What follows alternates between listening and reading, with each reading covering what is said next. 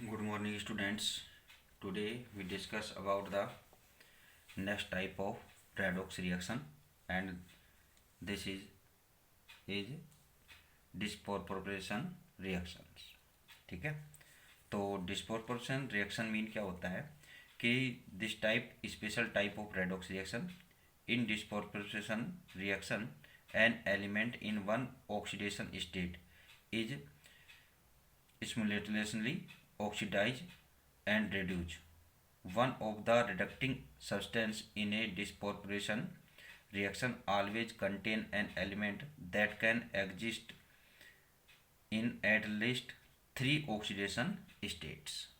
ठीक है, कि यहाँ पर जो एलिमेंट है उसमें क्या है कि एक ही एलिमेंट का, पहली बात तो क्या होता है कि जो एलिमेंट है उस एलिमेंट का क्या है कि ऑक्सीडेशन और रिडक्शन दोनों होता है एक का ही. ठीक है, अब उसमें क्या है कि भाई इस कंडीशन में क्या होता है कि भाई जो एलिमेंट है उस एलिमेंट की क्या है कि यहाँ पर क्या होती है, एटलीस्ट क्या होगी, थ्री ऑक्सीडेशन स्टेट होती है. ठीक है, the element to in the form of reacting substance in the intermediate oxidation state and both higher and lower oxidation state of the element are found in the reaction. ठीक है, कि इसमें उसकी maximum, lower और middle, ठीक है, तीनों state यहाँ पर क्या होती है, क्या होगी, फाउंड होगी. ठीक है, फॉर एग्जांपल यहाँ पर क्या है कि डिकम्पोजिशन ऑफ हाइड्रोजन पेरोक्साइड का एग्जांपल लेंगे यहाँ पर. तो फर्स्टली अपन डेफिनेशन की बात करते हैं. In these reaction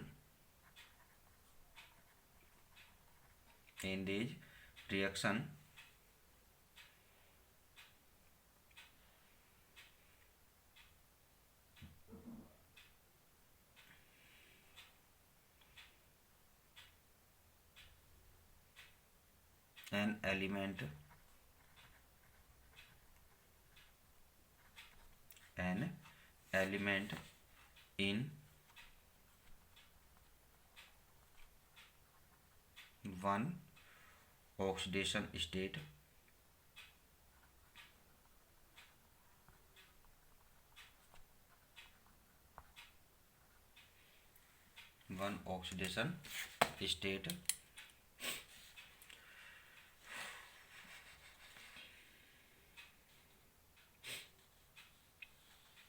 is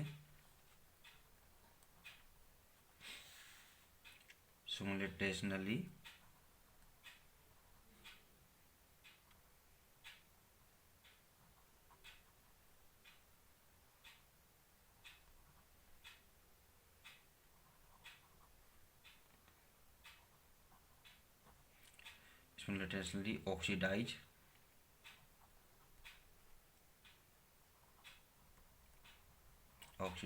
and reduced.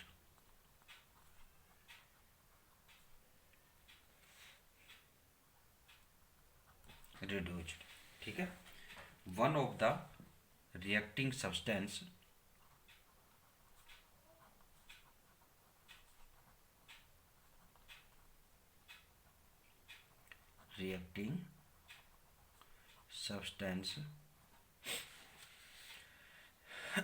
in a disproportion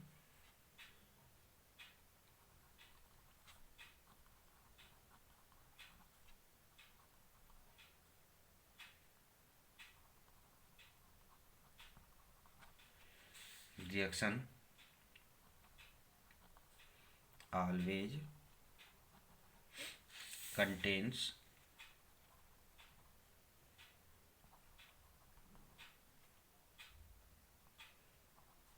an element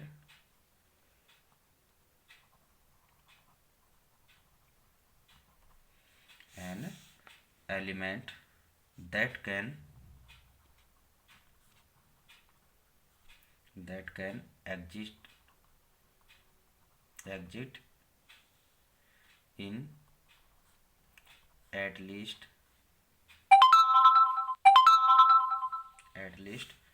three oxidation state.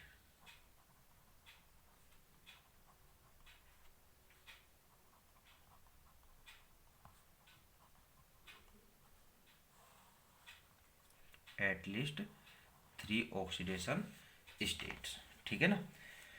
तो इसमें क्या है कि the element in the form of reacting substance in the intermediate oxidation state and both together, ठीक है, both together are lower higher and lower oxidation state of that element are found in the reaction, ठीक है।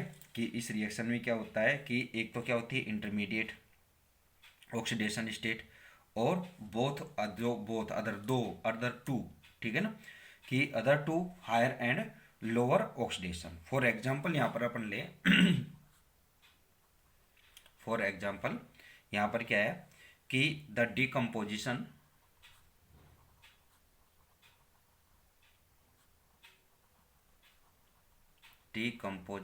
Of hydrogen peroxide, hydrogen peroxide क्या होता है H2O2, hydrogen peroxide if is a familiar example of the reaction, ठीक है,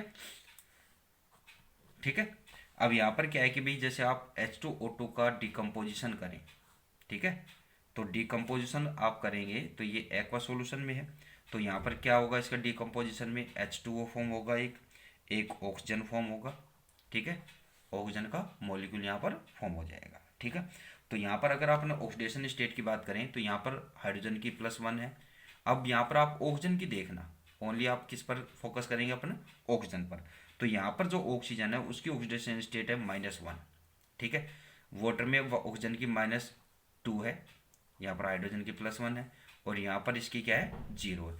तो यहाँ पर अगर अपन ऑक्सीजन की ऑक्सीडेशन स्टेट पर अगर अपन फोकस करें तो यहाँ पर क्या है -1 इन H2O2 में, ठीक है, H2O में क्या है इसकी -2 है इन H2O और O2 में क्या है इसकी 0 है, तो इसकी क्या हो गई एटलीस्ट 3 ऑक्सीडेशन स्टेट हो गई, ठीक है। तो इसमें क्या है कि एक तो इंटरमीडिएट वाली होगी और अदर टू क्या हो गई हायर एंड लोएस्ट। तो यहाँ पर क्या ऑक्सीजन की कि हाईएस्ट क्या हो सकती है -2 और लोअर क्या हो जाएगी -1, ठीक है। Here the oxygen of peroxide which is present in -1 state is convert to 0। अगर ऑक्सीजन की अपन बात करें तो यहाँ पर ये क्या है -1 से किस में कन्वर्ट हुई है 0 में, ठीक है। तो अगर क्या है कि भाई 0 में कन्वर्ट हुई है तो इट मीन यहाँ पर क्या हुआ इसका 0 oxygen state in O2 and decrease to -2 oxidation state in H2, ठीक है।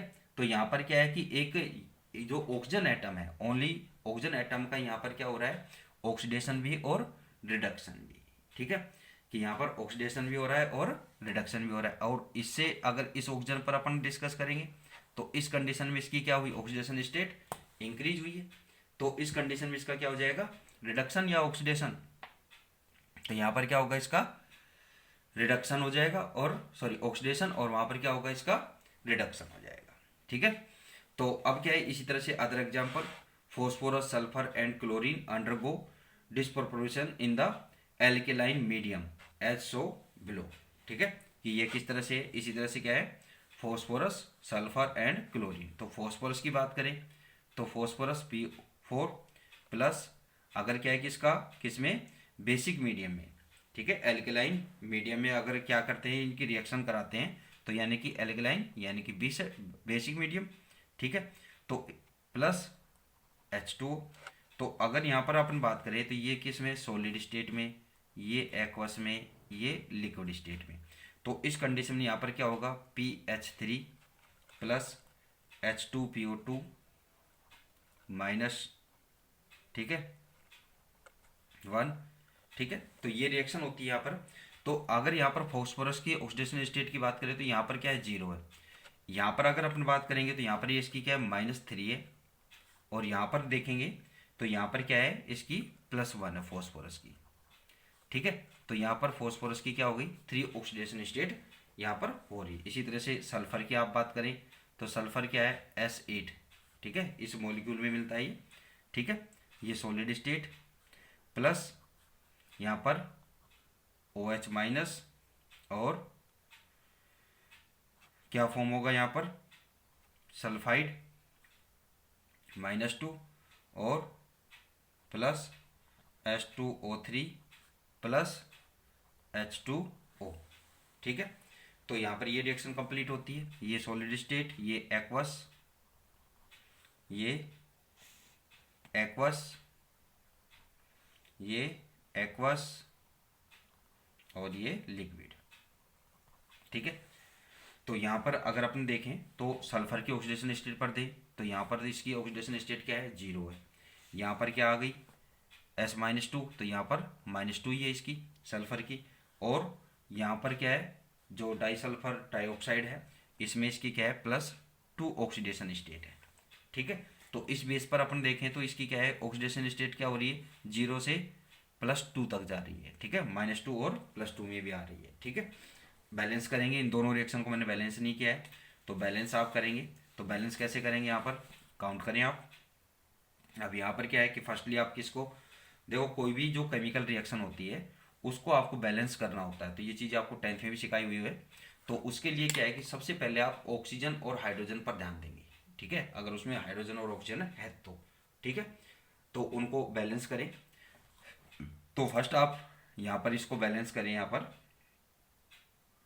आप देखिए फॉस्फरस पर ध्यान दें अपन, तो फॉस्फरस यहाँ पर 4 है और यहाँ पर भी 4 है। अब यहाँ पर आप ऑक्सीजन और हाइड्रोजन पर ध्यान देंगे, तो ऑक्सीजन देखिए 1 और 2, यहाँ पर ऑक्सीजन क्या है, 2 है। ठीक है, क्लियर। अब यहाँ पर हाइड्रोजन देखिए 2 और 1 3, यहाँ पर क्या है, 3 और 2 5 है। ठीक है, अब 3 और 2 में है, ये 5 में है, तो आप इसको कैसे बैलेंस करेंगे अब। ठीक है, तो इसके लिए आप क्या करें यहाँ पर कि इसको आप 3 से मल्टीप्लाई कर दें, तो हाइड्रोजन हो जाएंगे आपके पास 3, 6 और 9। यहाँ पर हाइड्रोजन कितने आपके पास, 3 और 4, सॉरी 3 है, 2 और 1, तो आप इसको मल्टीप्लाई कर दें 3 से, तो क्या हो जाएगा, ये 6 7, अब भी इक्वल नहीं हुई है। ठीक है, अब यहाँ पर आप एक बात और देखें कि यहाँ पर ऑक्सीजन चेंज हो गई है। अब देखिए ऑक्सीजन क्या हुई, 6, यहाँ पर 3 तो यहाँ पर है, और 3 आप इससे कर देंगे। अब देखिए आप बैलेंस हो गई है। ठीक है, इसी तरह से नेक्स्ट को अगर आप इसको बैलेंस करेंगे, तो बैलेंस आप करेंगे तो यहाँ पर क्या है कि सल्फर 4 और यहाँ पर भी 4। ठीक है, सॉरी यहाँ 2, 4 नहीं 2 से मल्टीप्लाई करेंगे। ठीक है, तो इस बेस पर अब यहाँ पर क्या हो जाएगा, ये 12 से मल्टीप्लाई होगा और ये 6 से मल्टीप्लाई हो जाएगा। ठीक है, ऐसे आप क्लोरीन की अगर अपन बात करें, यहाँ पर क्लोरीन के साथ क्लोरीन की रिएक्शन, ठीक है, प्रोपोगेशन डिस्प्रोपोर्शनल रिएक्शन, तो यहाँ पर क्या हो जाएगा, +OH माइनस, ये एक्वस स्टेट, ये गैसेस स्टेट में, तो यहाँ पर आपको क्या फॉर्म होगा, ClO minus plus Cl minus chloride ion और H2O। ठीक है, अब यहाँ पर क्लोरीन की ऑक्सीडेशन स्टेट यहाँ पर 0, इसमें क्या है इसकी +1 और यहाँ पर क्या है -1। ठीक है, तो यहाँ पर जो भी आपको एग्जाम्पल दिए हैं, सभी एग्जाम्पल्स में, ऑल एग्जाम्पल्स में आपने क्या देखा है कि यहाँ पर जो रिडक्टेंट सब्सटेंस है, सॉरी जो सब्सटेंस है यहाँ पर ऑक्सीडाइजिंग, या अपन ये कहें कि भाई जो रिएक्टिंग सब्सटेंस है, उस सब्सटेंस की क्या है कि यहाँ पर क्या है कि चेंज होने वाली क्या है, ऑक्सीडेशन स्टेट है। ठीक है, कि एक तरह से अपन ये बोल सकते हैं वेरिएबल ऑक्सीडेशन स्टेट है यहाँ पर। ठीक है, तो उसके साथ साथ यहाँ पर क्या हो रहा है कि ये चेंजिंग हो रही है, और इस तरह की जो ये चेंज होता है, यानी कि एक ही एलिमेंट का यहाँ पर कोई भी जो रिएक्टेंट है, उस रिएक्टेंट का क्या है कि एक एलिमेंट, वन एलिमेंट का क्या हो, ऑक्सीडेशन भी हो और रिडक्शन भी हो। तो इस तरह की जो रिएक्शन होगी, वो रिएक्शन क्या होगी, डिस्प्रोपोर्शन रिएक्शन हो जाएगी। ठीक है, अब इसके बाद जो बात आएगी वो अपनी नेक्स्ट जो रिएक्शन आती है, जो नेक्स्ट टॉपिक आएगा अपना बैलेंसिंग ऑफ रेडॉक्स रिएक्शन। ठीक है, तो बेटा एक बात और ध्यान रखना, आप जो आपने बुक तो सभी ने ले ही रखी है, तो बुक में कुछ प्रॉब्लम्स यानी कि कुछ एग्जाम्पल्स दिए हुए होते हैं। ठीक है, तो वो हर चैप्टर में मिलते हैं अपने एनसीईआरटी की बुक में, तो उनमें क्या है कि आप ये एग्जाम्पल खुद भी सोल्व करें। ठीक है, मैं यहाँ पर आपको सोल्व नहीं करा रहा हूँ क्योंकि आपके लिए भी मैंने थोड़ा सा लेफ्ट किया हुआ है। ठीक है, तो यहाँ पर एग्जाम्पल आप सोल्व करें। ठीक है, आपको जो भी क्वेश्चन देता हूँ उसका कोई रिप्लाई भी नहीं आता है, तो आप इस बात पर भी ध्यान दें। ठीक है, नहीं स्कूल खुलेंगे तब तो रिप्लाई सारे मिलेंगी जब तो अपने को। ठीक है, तो अब आज के लिए आपको इतना ही है, और नेक्स्ट वीडियो में अपन बात करेंगे बैलेंसिंग ऑफ रेडॉक्स रिएक्शन। ठीक है, अब आपको रेडॉक्स रिएक्शन बैलेंस किस तरह से करनी है, ठीक है, कि रेडॉक्स रिएक्शन में क्या है कि भाई यहाँ पर क्या होते हैं, आयंस होते हैं, ठीक है ना, यानी कि इन पर चार्ज होता है, पॉजिटिव नेगेटिव चार्ज है। तो यहाँ पर आप आयंस को आप किस तरह से बैलेंस करेंगे वो आपको यहाँ पर कुछ रूल्स यहाँ पर फॉलो करने होंगे, तो वो रूल्स आपको नेक्स्ट वीडियो में अपन बताएंगे। ठीक है, थैंक यू।